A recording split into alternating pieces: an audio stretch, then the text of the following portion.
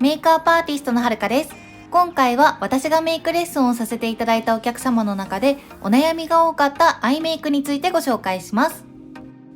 こちらはメイクのお悩みを再現した NG 例で、改善点とアイメイクをより綺麗に仕上げるためのメイクテクニックを実際にメイクをしながらご紹介していきますので、参考にしていただけると嬉しいです。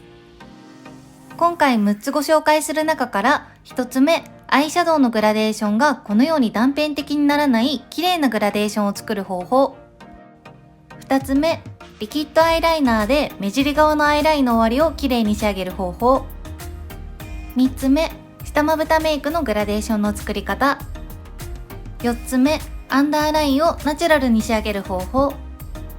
5つ目、目頭側の切開ラインを描かずに目と目の間隔を近づける方法。6つ目、目頭側のハイライトカラーの選び方。こちらの順番でご紹介していきます。1つ目、グラデーションの作り方。まず、綺麗なグラデーションに見えない原因は、カラーとカラーの境目が目立ち、断片的になってしまっていることです。アイシャドウを塗るときには、目の際が一番濃くなるように、目の際からアイホールに向かって少しずつブラシを移動させながら塗ることがポイントです。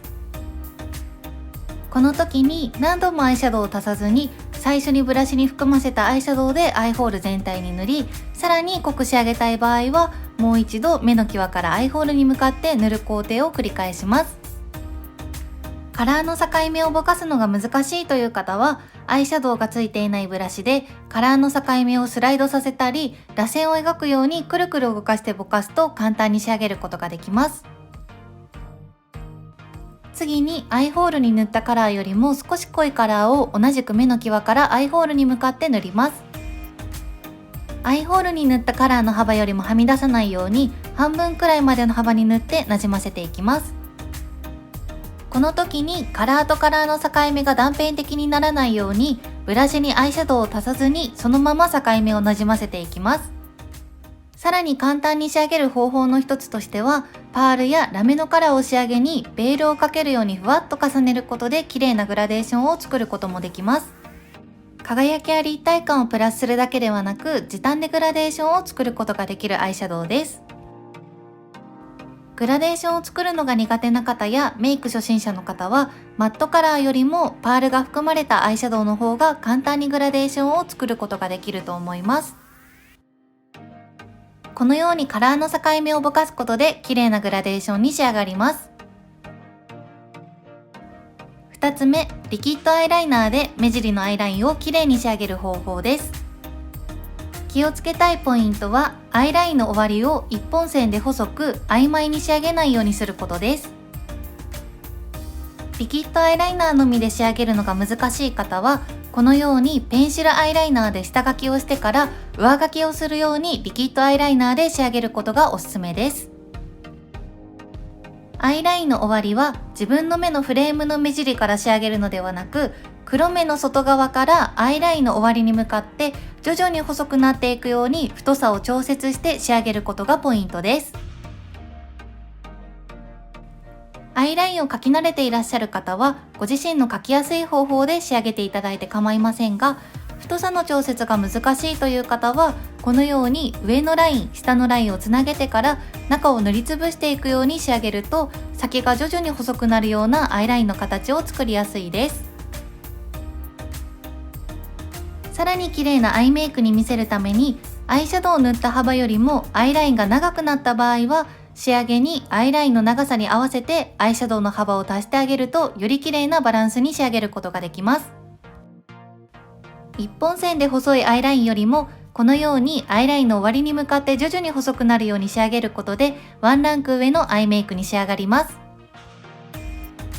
次に3つ目の下まぶたのグラデーションです。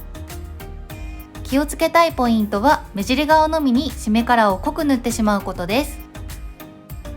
目尻側のみに締めカラーを塗ると少し前のメイクに見えてしまったり、目が小さく見えてしまう場合があります。目尻側だけではなく目頭側まで、下まぶたも上まぶたと同様にグラデーションを作ることで、目の縦幅、横幅それぞれ出せることによって目元全体が大きく見えて、よりトレンド感のあるアイメイクに仕上がります。アイシャドウは上まぶたに使用したカラーと同じカラーを使用するとより統一感が出せますし、ナチュラルに仕上げたいという方はもう少し淡いカラーを使用していただき、応用編としてカラーメイクを楽しみたいという方は下まぶたにアクセントカラーを使用するのもおすすめです。このように下まぶたにもグラデーションを作ることでより綺麗なアイメイクに仕上がります。4つ目のアンダーラインをナチュラルに仕上げる方法です。気をつけたいポイントは長く濃く描いてしまわないことです。以前の動画でも裸眼で黒目を大きく見せるためのアイメイクをご紹介していますが、濃く長く描いてしまうと黒目を大きく見せるというよりも目のフレームを強調させたりクールな印象に仕上がります。力加減はとっても優しく、描くというよりもペンシルアイライナーで黒目の下に少しのせるような感覚で置いて、その後にアイライナーブラシでぼかしていきます。さらにアイライナーブラシに少量アイシャドウを取って重ねていき、先ほどの下まぶたのグラデーションの延長のようなイメージで目の際に塗っていきます。結構力加減が強く濃く描いてしまう方が多いので、とっても優しくアンダーラインが描いてあるか描いていないかわからないくらいまでに淡く仕上げていただくことによって目元を大きく強調させながらもナチュラルな印象に仕上げることができます。5つ目は目頭側の切開ラインです。リキッドアイライナーではっきりと長くラインを描いてしまうと違和感があります。よりナチュラルに仕上げるためにこのようにアイシャドウの締めカラーをアイライナーブラシに取り、下まぶたの目頭側にのせていきます。鏡の近くでアイメイクを仕上げて綺麗にアイメイクが仕上がっていい感じと思っていたのに、鏡から離れてメイク全体を見た時にあれなんかアイメイクが薄い気がする、目が小さく見える気がするといった経験をされた方はいらっしゃいませんか？そのような方にもおすすめの方法で、細かい部分ですがこのようにアイシャドウで影を作ることでとても印象が変わります。そしてこちらの上まぶたの目頭側はアイシャドウが抜けている方が多く見られます。ここまで丁寧にきちんと塗ることで切開ラインを大胆に描くよりもナチュラルに目元の印象を出しながら目と目の間の間隔を近づいたように見せることができます。この方法は目元を遠心的に見せたい方ではなく急心的に見せたい方におすすめの方法になります。最後の6つ目は目頭側のハイライトカラーです。マットでホワイト系のカラーを目頭側に使用してしまうと一昔前のアイメイク風に見えてしまいます。ハイライトカラーはホワイト系よりも明るいベージュ系を使用し、ナチュラルに仕上げたい方は細かいパール、輝きをより強調させたい方はグリッターを使用して使い分けていただくことがおすすめです。